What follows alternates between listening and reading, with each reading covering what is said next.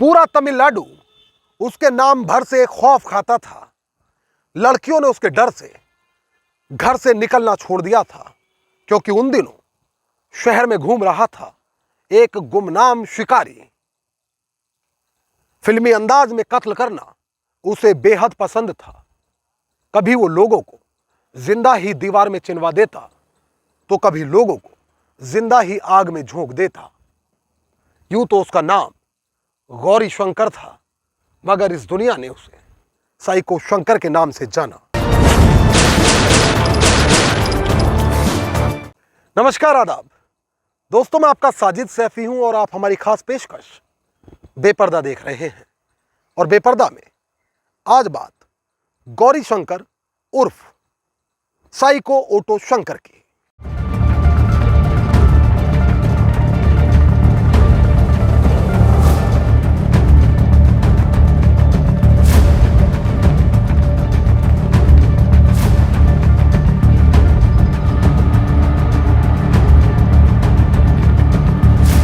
तारीख 27 अप्रैल 1995।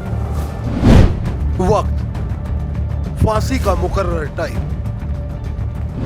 स्थान सालेम की सेंट्रल जेल। यहां एक शख्स को उस वक्त तक फांसी पर लटकाया गया जब तक कि उसके शरीर से सांस की डोर नहीं टूट गई। दरअसल कानून ने आज उसके गुनाहों का हिसाब किया है। जी हां, गुनाहों का हिसाब। गुनाह भी ऐसे कानून की हर किताब में जिसकी सजा फांसी ही लिखी होगी। अभी आप इस कहानी का अंत देख रहे हैं और आपको शायद यह पता होगा कि इस कहानी की शुरुआत 1955 में हुई थी। दरअसल तमिलनाडु के वेल्लूर में जन्मा गौरी शंकर जब धीरे धीरे जवानी में कदम रखने लगा तो वो रोजगार की तलाश में चेन्नई जा पहुंचा। डांस, पेंटिंग, शराब और फिल्मों का शौकीन गौरी शंकर चेन्नई पहुंचकर पेंटिंग का काम करने लगा। यह 80 का दशक था और इसी दौरान तमिलनाडु सरकार ने शराब पर पाबंदी लगा दी। फिल्मी जिंदगी जीने वाला और तेज दिमाग का मालिक गौरी शंकर शराब की तस्करी में मोटा मुनाफा देख शराब तस्करी करने लगा। हालांकि अगले कुछ दिनों बाद शराब से पाबंदी हटा ली गई, लेकिन तब तक गौरी शंकर ओटो शंकर हो चुका था।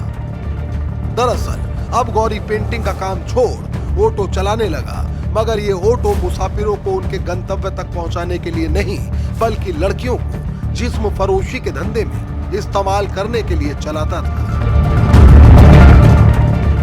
गौरी शंकर ऑटो चलाने के साथ साथ शराब तस्करी करता और वेश्याओं को लाने ले जाने का काम भी करता। धीरे धीरे ओटो शंकर ने अपना गैंग बना लिया, जिसमें उसकी मदद के लिए उसका छोटा भाई मोहन, साला एल्डिन, दोस्त शिवाजी के अलावा जयवेलू, राजा रामन, रवि, पलानी और परम शिवम जैसे 5 साथी थे।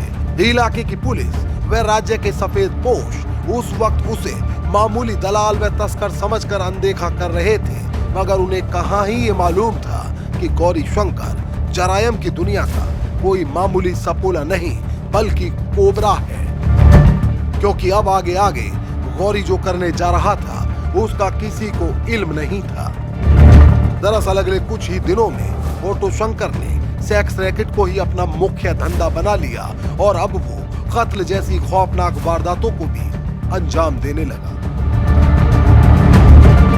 कई मीडिया रिपोर्ट्स में दावा किया जाता है कि साल 1987 में जब उसके सेक्स रैकेट में शामिल ललिता नाम की लड़की अपने साथी के साथ भाग गई, तो गौरी ने कुछ ही दिनों बाद उन दोनों को ढूंढ निकाला, जबकि उसने ललिता की हत्या कर जमीन में दफना दिया और उसके साथी को जिंदा जला दिया। इसके बाद उस साल शंकर ने 3 और लोगों को मारकर पेरियार में दफना दिया था।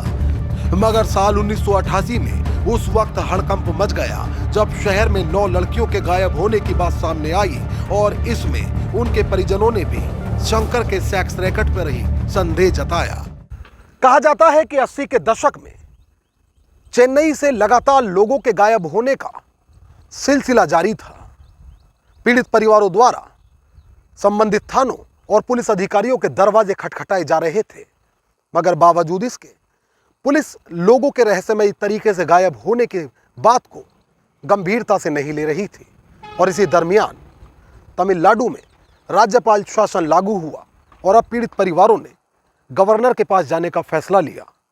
गवर्नर के आदेश पर पुलिस की स्पेशल टीम का गठन किया गया और उस टीम में एक ऐसा कांस्टेबल था जो ओटो शंकर को उसके उन शुरुआती दिनों से जानता था जब वह शहर में आकर ऑटो चलाकर अपने परिवार का भरण पोषण करने लगा था। और अब पुलिस द्वारा एक ऐसा जाल बिछाया गया जिस जाल में ऑटो शंकर का फंसना लाजमी था। दरअसल ऑटो शंकर ने उन दिनों शुभ लक्ष्मी नाम की लड़की को अगवा करने की कोशिश की, लेकिन अच्छी किस्मत के कारण वह बच निकली और इसके बाद वह सीधे पुलिस स्टेशन पहुंची। अगले दिन वह गिरफ्तार हो गया, लेकिन नेताओं के मजबूत गठजोड़ के चलते उसे उसी दिन जमानत मिल गई। लेकिन जब तमिलनाडु की सीएम एमजी रामचंद्रन की मौत के बाद सूबे में राज्यपाल शासन लागू हुआ तो गायब लड़कियों के परिजनों ने तत्कालीन राज्यपाल के पास पहुंचकर उनसे मुलाकात की। राज्यपाल से परिजनों की मुलाकात के बाद पुलिस जान चुकी थी कि लोगों में ऑटो शंकर को लेकर गम और गुस्सा है, लिहाजा भारी दबाव के बीच पुलिस ने ऑटो शंकर के अहम सदस्य एल्डिन को दबोच कर सरकारी गवाह बना लिया और फिर शंकर को भी गिरफ्तार कर लिया। इसके बाद ऑटो शंकर की निशानदेही पर लाशें निकलनी शुरू हुई। पुलिस ने पेरियार नगर से 5 लाशें बरामद की, जिन्हें शंकर ने सीमेंट में दीवारों में चुनवा दिया था। इसके बाद पुलिस द्वारा ऑटो शंकर को मद्रास सेंट्रल जेल भेजा गया, जहां से 1990 में कुछ ही दिनों बाद वह भाग निकला। गौरतलब है कि इस मामले में कई पुलिसकर्मियों की मिली भगत के चलते उन्हें सस्पेंड किया गया था।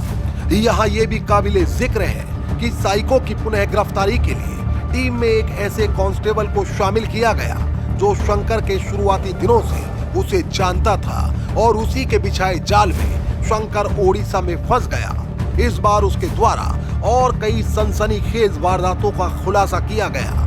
उसके द्वारा बताया गया कि उसने उसकी कॉल गर्ल के साथ रात बिताकर पैसा न देने वाले 3 लोगों को जिंदा जला दिया था, जबकि उसने कई लड़कियों को भी मौत के घाट उतारा था।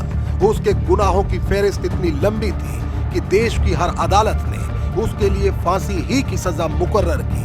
अंततः साल 1995 में उसे फांसी पर लटकाया गया, जबकि उसके अन्य साथियों को उम्र कैद की सजा सुनाई गई। रिपोर्ट को लेकर आपकी क्या राय है वह हमें कमेंट करके जरूर बताएं। यदि आप चैनल पर नए हैं तो इसे तुरंत सब्सक्राइब करें। मोहित भाटी के साथ अमजद राना, क्राइम स्टोरीज अड्डा।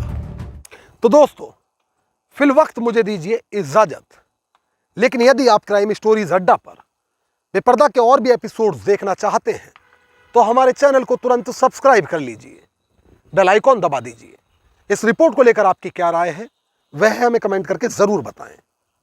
यदि आप चाहते हैं कि हमारे चैनल पर हमारे एपिसोड्स की सीरीज आगे जारी रहे तो हमें सपोर्ट करिए, हमारे वीडियोस को ज्यादा से ज्यादा लाइक और शेयर करिए। एक और नई कहानी के साथ हमारी आपसे फिर होगी मुलाकात और बेबाक रिपोर्टर पर फिर एक नया चेहरा होगा बेपर्दा। तब तक के लिए आदाब, नमस्कार, जय हिंद।